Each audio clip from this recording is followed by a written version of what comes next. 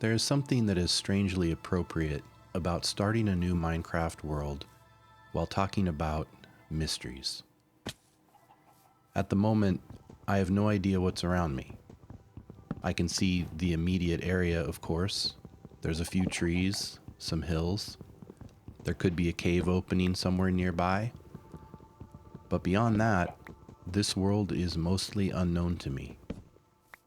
There could be a village over the next hill, or there could be an enormous ravine right underneath where I'm standing. There could be a ruined portal in the forest, a desert a few hundred blocks away, or it could be that the ocean that I can just see over the hill stretches out much further than I expect. But right now, all of that exists somewhere beyond the edge of what I can see. And I think that feeling, that sense that something is waiting just beyond the visible world, is a large part of why people are so fascinated by mysteries.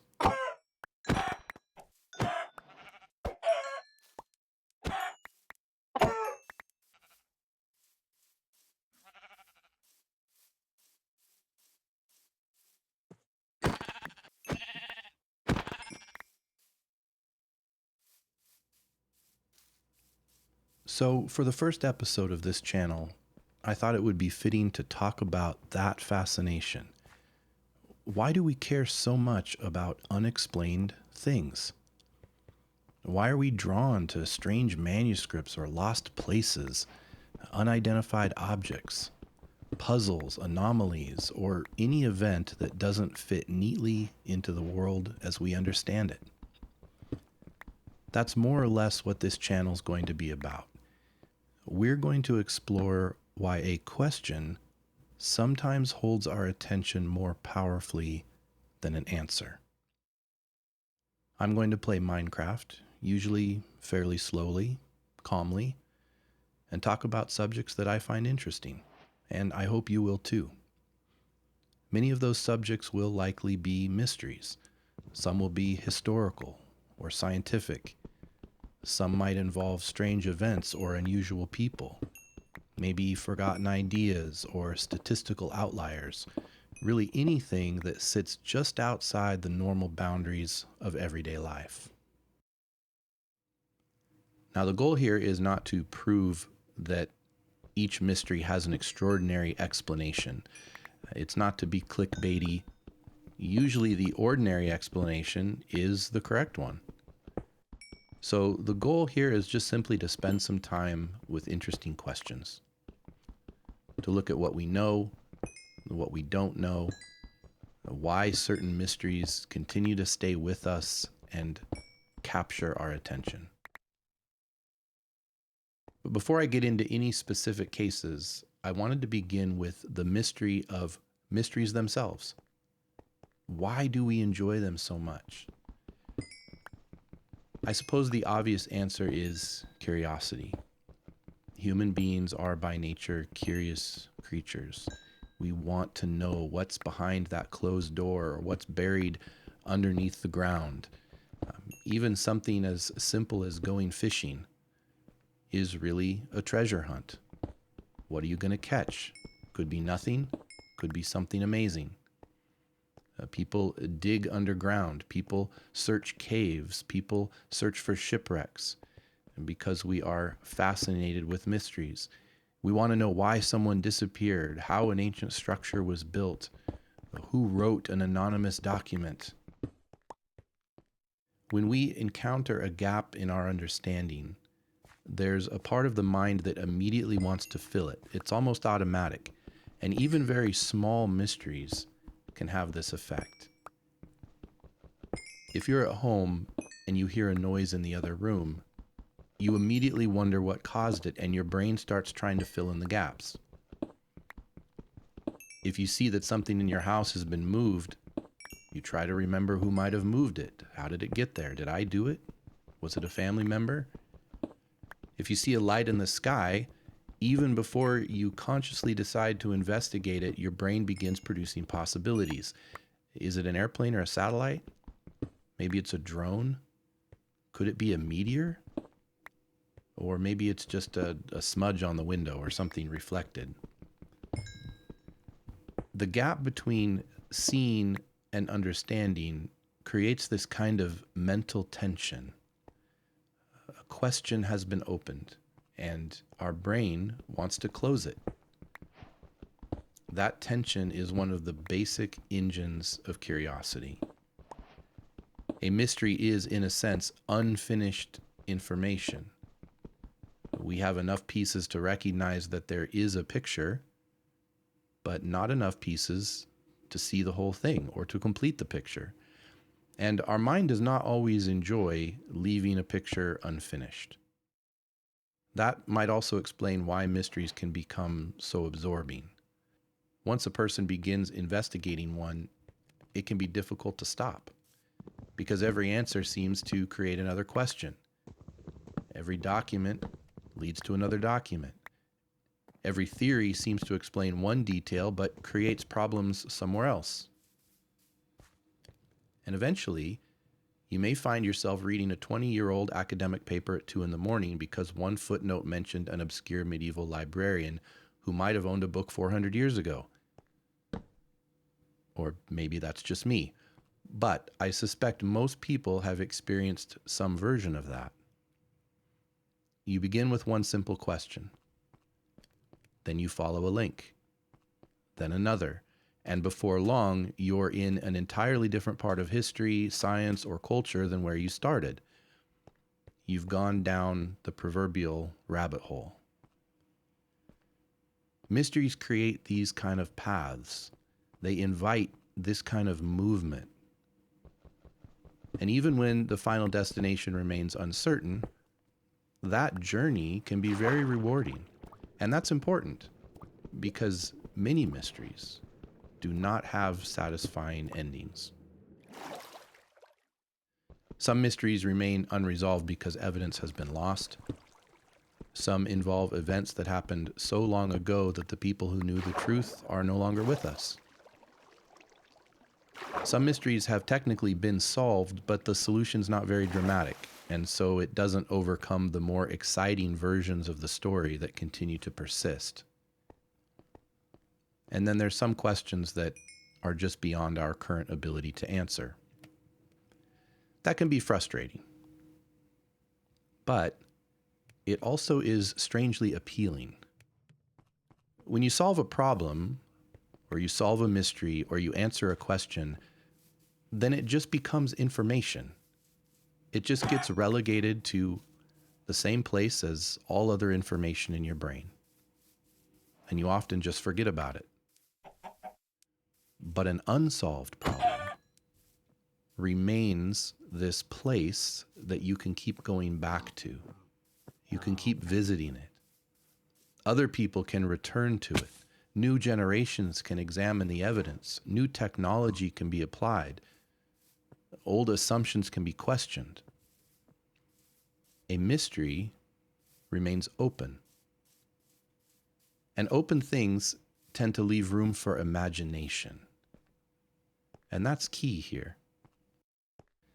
Now, imagination is one of the best parts about studying mysteries or investigating anomalies, because it allows us to consider possibilities. It helps us form theories. It lets us mentally reconstruct worlds that no longer exist.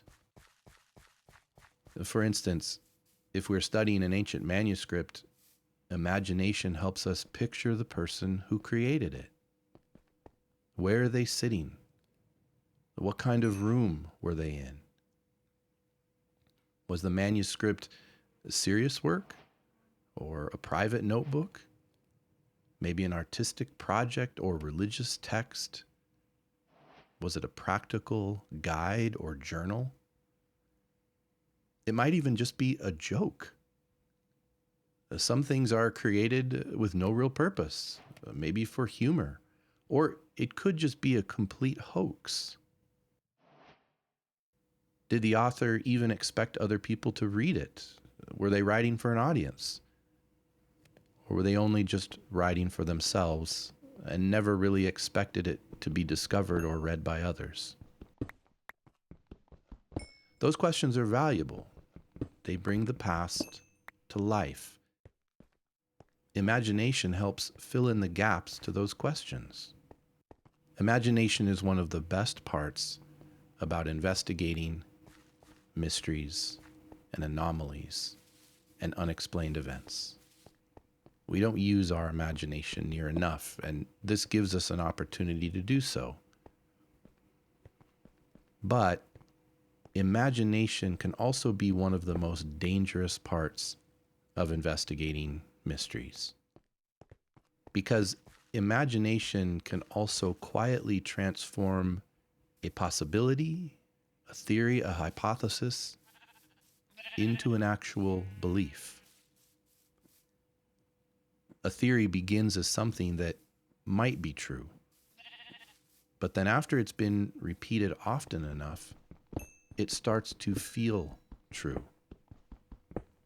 Eventually, people might forget that there was never really much evidence for this theory in the first place. That happens all the time with famous mysteries.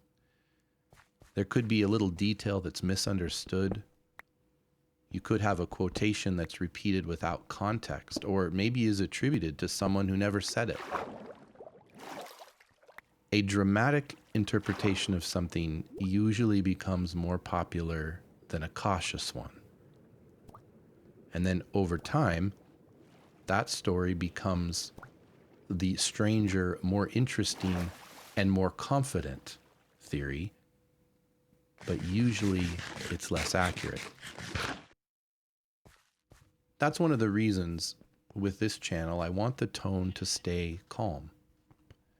We're not going to be sensationalistic. We're not going to claim that things have been solved. Mysteries are already interesting enough. They don't need a lot of help. We don't need to pretend that every unusual light is an alien spacecraft. We don't have to suggest that every undeciphered text contains forbidden knowledge. We don't need to turn every missing person into the victim of a vast conspiracy. Real uncertainty is interesting enough. In fact, I think that uncertainty becomes less interesting when it's exaggerated. When every mystery is described as impossible, terrifying, world-changing, or something experts cannot explain, those words eventually just lose their meaning.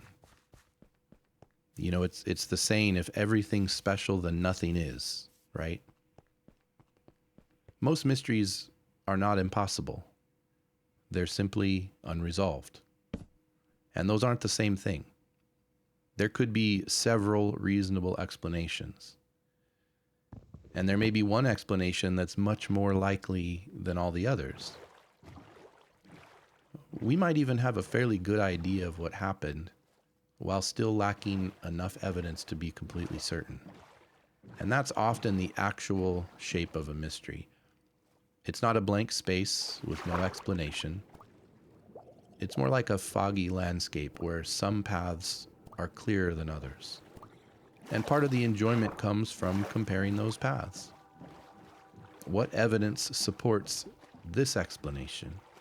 Or what evidence works against this other explanation?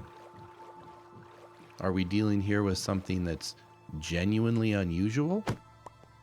Or something ordinary that only appears strange because we're missing context?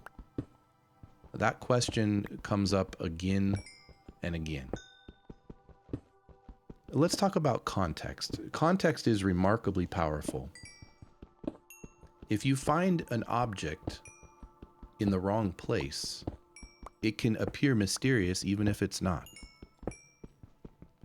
If you take a sentence and separate it from the page around it, it can sound mysterious. If you take a photograph at an odd angle, it all of a sudden looks mysterious. Or maybe a scientific reading appears extraordinary, and then years later someone notices there was a problem with the instrument that took the reading. Sometimes the solution to a mystery does not require discovering something new. It just requires recovering the context that has been lost. And sometimes, of course, that context never returns. History is filled with missing context. Most of what people did was never written down. Most conversations people had disappeared as soon as they ended and were forgotten. Most ordinary objects were used, broken, discarded, or allowed to decay. And even very important records have been destroyed by war, fire, weather, insects, political upheaval, or just simple neglect. So what survives is not a complete record of the past, it's a scattered collection of fragments. That means historians are often doing something very similar to solving a mystery. They work with incomplete evidence. They compare sources. They consider the motivations of the people who created those sources. They ask whether a document was written at the time of an event or years later. They look for physical evidence that supports or contradicts the written account. And then they build the most reasonable explanation they can. But even a well-supported historical explanation may contain uncertainty. There's just many events that we know broadly what happened, but still disagree about the details. Who made a particular decision? What was the intent? Was a strange event deliberate, accidental, symbolic, or just misunderstood? The past, unfortunately, does not arrive with a narrator explaining everything. But it does leave clues, and we try to interpret those clues. Science has its own relationship with mystery. We sometimes imagine science as a collection of established facts, and that's partly true. But science is also a method for approaching what we do not yet understand. A scientist noticing something that does not fit expectations is encountering a mystery. Perhaps an experiment produces a strange result, or a telescope records something unusual. Maybe an animal behaves in a way that no one predicted. Perhaps a geological formation appears where it shouldn't be. At first, those anomalies might be errors, and quite often they are. The instrument could be faulty, the sample could be contaminated, a calculation might be wrong, maybe a measurement was recorded incorrectly. That is why extraordinary results have to be checked so carefully. But every now and then, the strange result remains. Other researchers try to reproduce it. Instruments are tested. Alternative explanations fail. And the anomaly begins to suggest that something about our understanding is incomplete. That does not always mean an entire scientific field collapses overnight. Usually the process is slower and more careful than that. But outliers can be valuable. They reveal the edges of a theory. They show us where our explanations stopped working. A good theory should explain the normal cases. A better theory may also explain the exceptions. That's one reason anomalies are so appealing. They're not merely odd. They contain information. They may tell us that the map is missing something.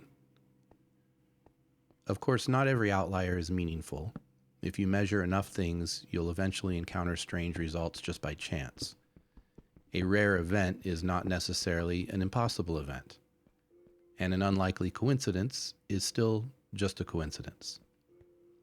Human beings are not always naturally good at judging probability. When something unusual happens, we tend to assume that it must have an unusual cause. But ordinary causes can produce extraordinary looking outcomes. Imagine shuffling a deck of cards. every specific order of those cards is incredibly unlikely.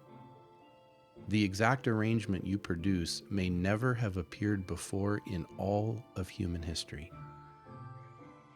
But some arrangement had to occur. The fact that the result was unlikely does not mean it was planned. It only feels meaningful if the pattern happens to resemble something we recognize. Our minds are very good at recognizing patterns. Usually that ability is useful. It helps us to recognize faces, understand language, predict danger, and make sense of complicated environments. But it has a downside. Sometimes it leads us to try to find patterns where none really exist. We see shapes in clouds, faces in tree bark, messages in random noise, connections between events that may not actually be connected. And once we've noticed a pattern, it can be very difficult for us to stop seeing it. This becomes especially important when we're dealing with unexplained events. Suppose we begin with the idea that several strange incidents are connected. We may naturally pay more attention to the similarities between them, and at the same time, we start to overlook the differences. The theory then begins selecting its own evidence. Details that support our theory feel important, but details that don't support it feel irrelevant. That doesn't mean people are being dishonest. It often happens unconsciously, but we all do it. The challenge is learning to ask not only what supports this idea, but also, what would I expect to see if this idea were wrong? That second question is harder.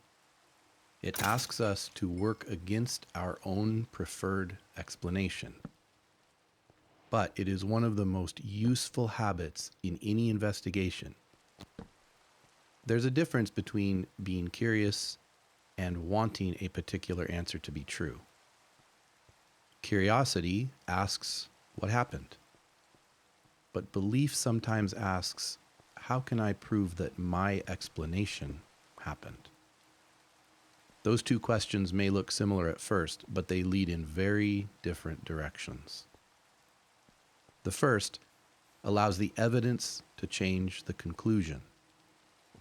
The second often changes the interpretation of the evidence to protect the conclusion. And that's not to say we should approach every mystery without imagination or enthusiasm. We talked earlier about imagination being one of the key components in the investigation of anomalies and mysteries. It wouldn't be much fun to not involve our imagination, to not be enthusiastic about the mysteries we approach. There's nothing wrong with enjoying strange possibilities.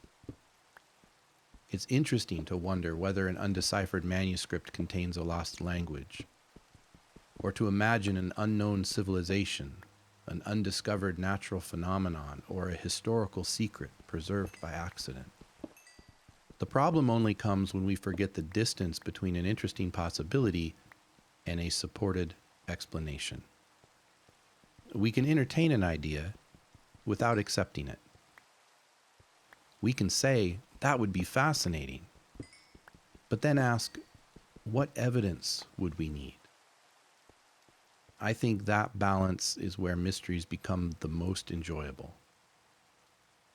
Wonder on one side, skepticism on the other. You need both. Too much skepticism and every mystery becomes boring before we've even examined it, but too much wonder and every possibility becomes equally believable. The interesting space is somewhere in between. Open-minded, but not empty-minded. Skeptical, but not dismissive. We should be willing to say that something is unexplained without insisting that it is unexplainable, and that distinction is worth remembering. Unexplained describes our current level of knowledge, but unexplainable makes a much larger claim. There have been many things throughout history that once appeared impossible to explain. Things like disease, lightning, eclipses, fossils that were found high in the mountains, strange lights moving across the night sky, the movement of planets, the migration of animals, the existence of deep ocean creatures. Many of these things inspired supernatural or highly imaginative explanations because people lacked the information needed to understand them. That doesn't mean that earlier civilizations were foolish. They were working with the evidence and concepts that were available to them at the time, and we're doing the same thing now. There's definitely things we misunderstand today. There are assumptions we make that future generations will almost certainly find strange. There are questions that we may be framing incorrectly because we don't know enough to ask better questions. But that possibility is exciting. It means the world is not finished. There are still discoveries to make. Even in an age where maps cover nearly every part of the planet and information is available almost instantly, there are still enormous gaps in human knowledge. We don't know every species that exists. We don't fully understand consciousness. We can't predict earthquakes. We're not sure whether life exists anywhere beyond Earth. We don't even know the complete history of our own civilizations. We don't know what was written in all the books that have been lost. We don't know who created all the anonymous art and literature, or why every abandoned settlement was abandoned. And even familiar subjects can become pretty mysterious when we look at them closely. Imagine something as ordinary as sleep, or memory, or language, even music, or navigation. When we look at those things close, we quickly reach questions that researchers are still trying to answer. We often think of mystery as confined to dark forests, ancient ruins, or distant galaxies, but we encounter mystery in our ordinary life. We live every day in systems that we only partly understand. We don't even understand our own bodies or how they work completely. Our minds, the societies that we live in, the natural world holds many mysteries. Even the technology that we're so used to using every day often becomes so complicated that no single person understands every layer of it. And that's likely a reason that stories about mystery remain so popular, even as science and technology and our explanations advance. Because knowledge does not eliminate mystery. Knowledge often reveals more mystery. Every answer expands the border around the unknown. Imagine a small circle that represents everything we know. Outside that circle is everything we don't know. As that circle grows, the boundary also grows. We have more knowledge, but we also have more points of contact with unanswered questions. A discovery does not always close a subject. It often opens an entirely new field of exploration. If a new object is found in space, we now have to explain how it formed. If a new archaeological site is discovered, we now have to reconsider the people who lived in the region. If we are able to get a date on a manuscript, we now have to ask who created it and why. Sometimes answers actually create better mysteries. And perhaps That's what we're really looking for. Not permanent confusion, but better questions. A good mystery changes the way you look at a subject. Even when everything is solved, the process of investigating it can reveal something about history, science, psychology, or human nature. That mystery becomes an entrance. You might begin by asking who wrote a strange book and end up learning about medieval materials, cryptography, astronomy, trade routes, botanical illustration, collectors, libraries, and the history of scholarship.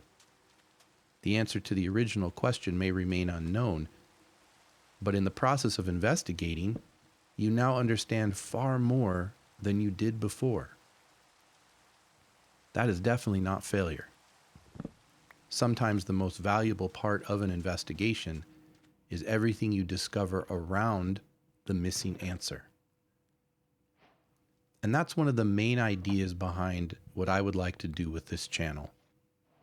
We will certainly talk about the central mystery of each topic, but we'll also explore the world surrounding it, the people that were involved, the time period, the technology, the theories, the mistakes, the things that have been repeated so often that they are treated as facts even when the original evidence is weak.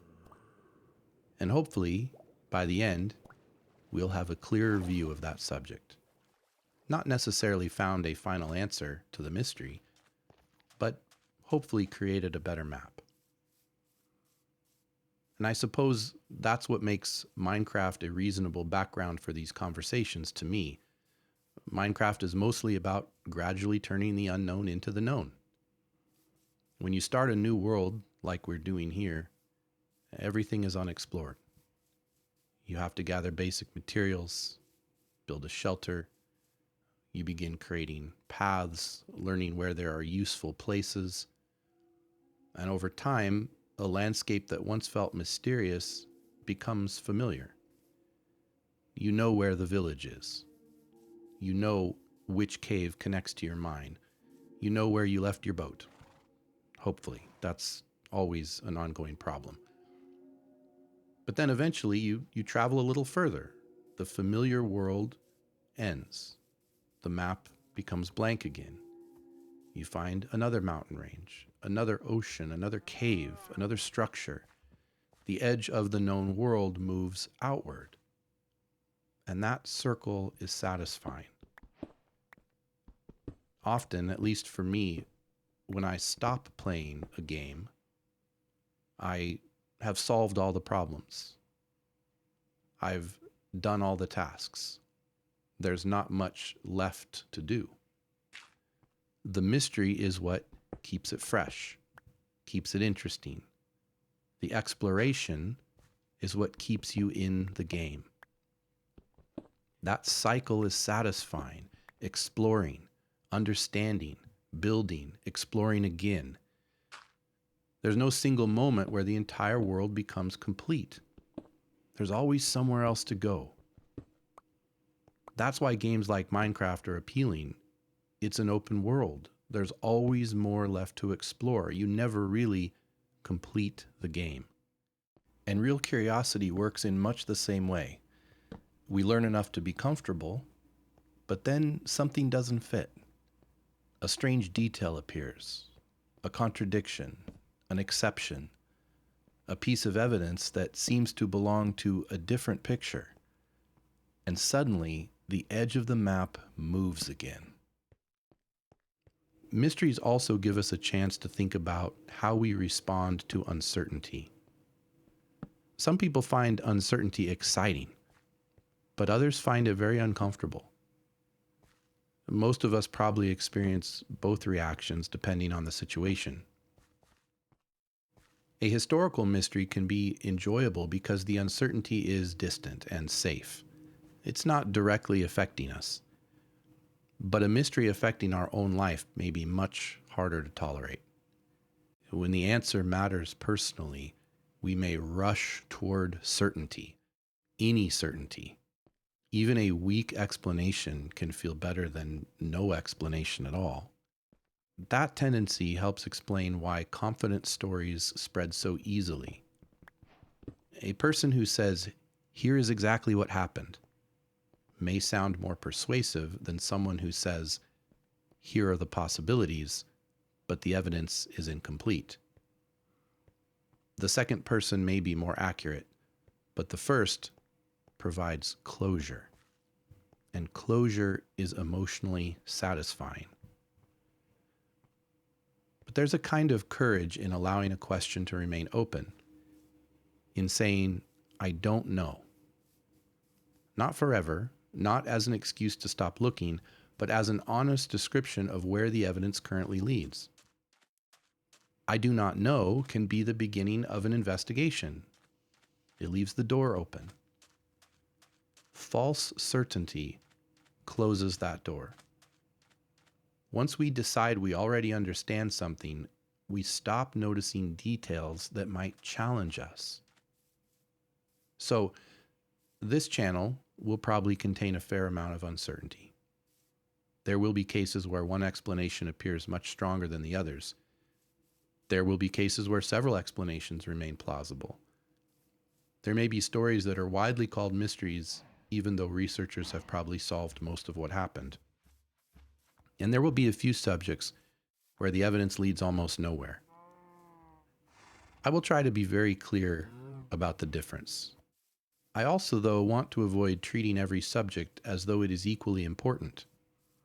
Some mysteries involve tragedy, injustice, or real people whose families are still affected by what happened. Those mysteries deserve care. Other mysteries are intellectual puzzles. It could be a strange book, an unusual signal, a disputed artifact, an unexplained observation. Those can be approached with a lighter sense of curiosity. And I don't promise I'll always get that balance right, but I will make the effort. Not every episode needs to feel ominous. Mystery does not always mean danger. Sometimes it simply means that there's more to learn. And sometimes the best mysteries aren't frightening at all.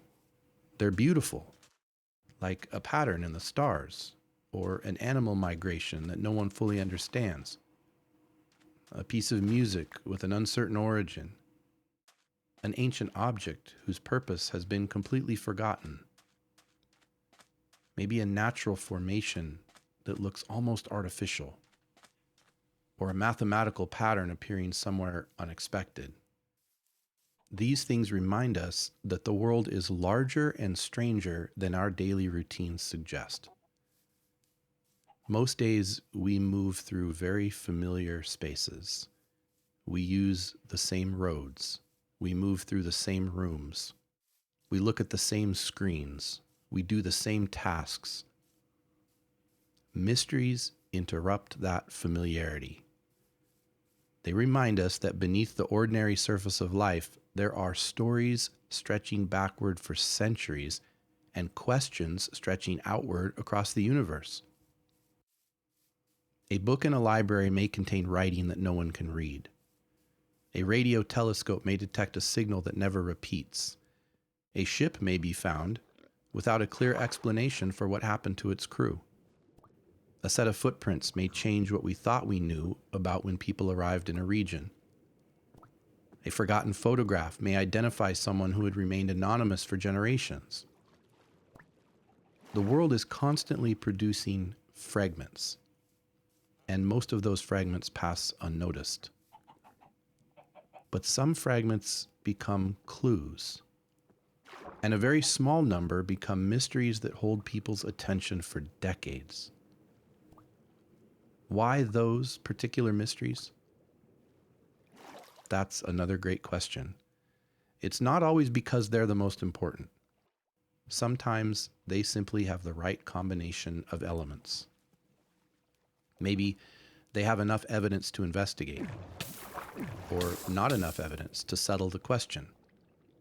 They might have a strong visual image, a compelling object, a dramatic moment, or a story that's easy to retell. The Voynich Manuscript is a good example, and that's probably the first proper topic that we'll discuss here.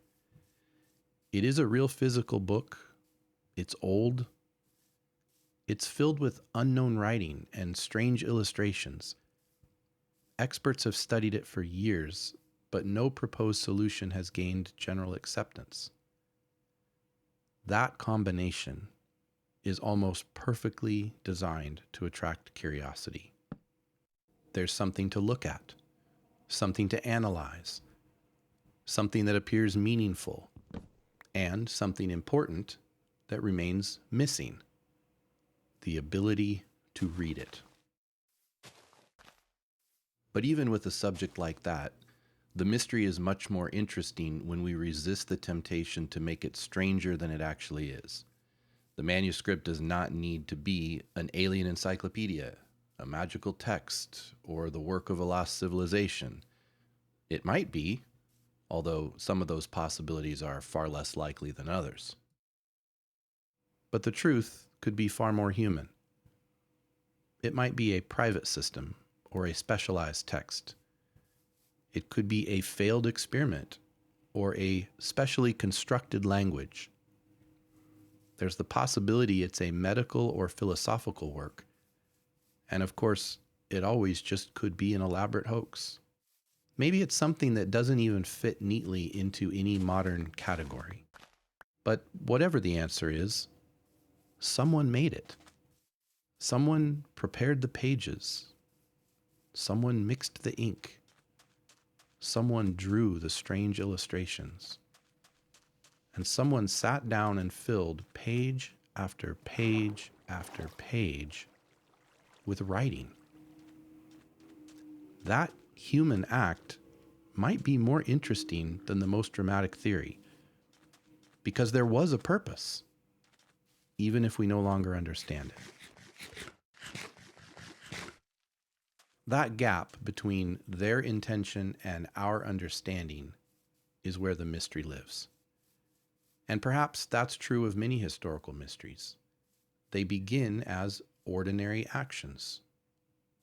Someone writes a letter, someone buries an object, changes course, builds a structure, records a measurement, leaves an area. At the time, the reason for that choice was probably obvious. The people involved likely didn't consider it mysterious at all.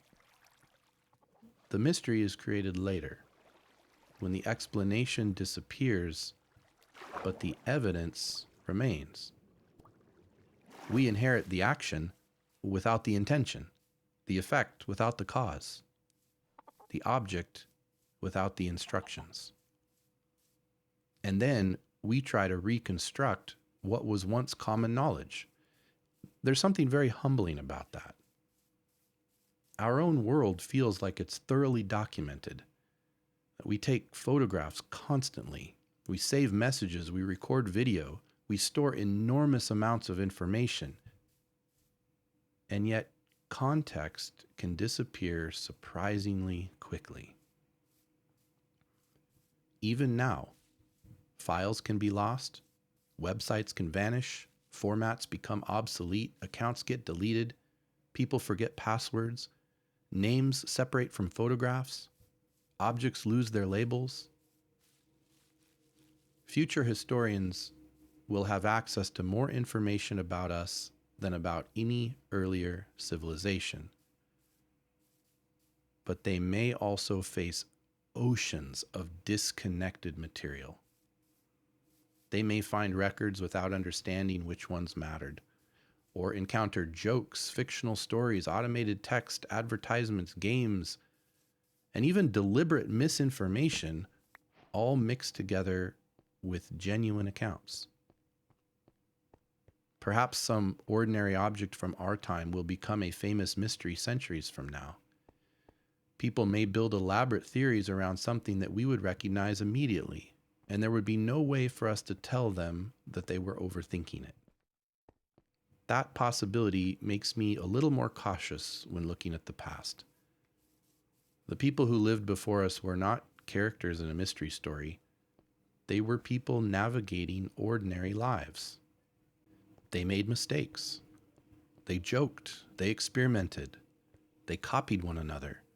They changed their minds. They created things for reasons that may have been practical, personal, symbolic, or completely trivial. Not every unexplained object was sacred. Not every unusual building was aligned with the stars. Not every hidden message was intended to survive for centuries. Sometimes people just simply do strange things. We still do. That may be the least satisfying explanation, but it's probably responsible for a fair number of historical puzzles. And I like that. Mysteries do not always reveal vast conspiracies or lost knowledge. Sometimes they reveal individuality. A person had an unusual idea. A community developed a local tradition. Maybe an artist created something that no one else understood, or a collector assembled objects according to a private system that he developed. A writer may have invented a private script just for their own enjoyment. Human beings produce exceptions. We are not completely predictable. That unpredictability is part of what creates outliers and anomalies in the historical record. It also means that we should be careful about assuming that everything must fit into a category we already recognize. Sometimes an object looks inexplicable because the category it belonged to no longer exists.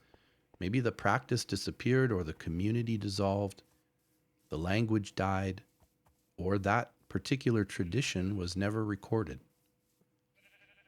The maker may have been the only person who fully understood it. Now that can feel unsatisfying because it leaves no grand solution. But I think that that's also strangely intimate. A mystery may be the last surviving trace of someone's private world. So as this series continues, that's the kind of space I hope we can create. A quiet place to explore interesting subjects. No requirement that every story end with a shocking revelation. No clickbait. No need to choose the wildest theory. No pressure to solve something that isn't currently solvable. We'll simply examine it and enjoy the possibilities. We'll notice where the evidence is strong and where it becomes weak. And we'll definitely admit when the responsible answer is uncertain. Then we'll move to the next question, because there will always be another question.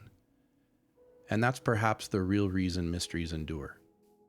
They remind us that understanding is a process, not a destination. We have more knowledge today than we ever have as humans. We know many things. We understand many things. But the map is never complete. There are blank spaces at the edge. There are details hidden underground. There are pages that we cannot read. There are extraordinary explanations waiting to be discovered and extraordinary claims waiting to be tested. And somewhere between them is curiosity. Not the kind of curiosity that demands every mystery be supernatural, and not the kind that accepts every rumor. Just the quiet feeling that something is worth looking at more closely. The sense that the world contains more than we notice during an ordinary day. I think that's a good place for this channel to begin. A new Minecraft world.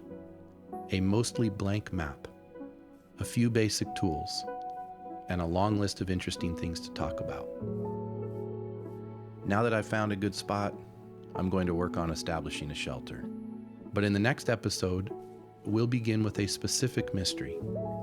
A manuscript created roughly 600 years ago. Hundreds of pages of unfamiliar writing. Illustrations of plants, stars, diagrams, and human figures. A book that's been examined by historians, linguists, code breakers, computer scientists, and countless enthusiastic amateurs. And still, no one can confidently tell us what it says. I'm talking about the Voynich Manuscript. Until then, thank you for watching and spending some time here at the beginning of this series. I hope this can become a calm space to explore strange questions, forgotten stories, puzzles, unusual objects, and other things that make the world feel a little larger. We might not always find the answer, but we will try to leave with a better understanding of the question.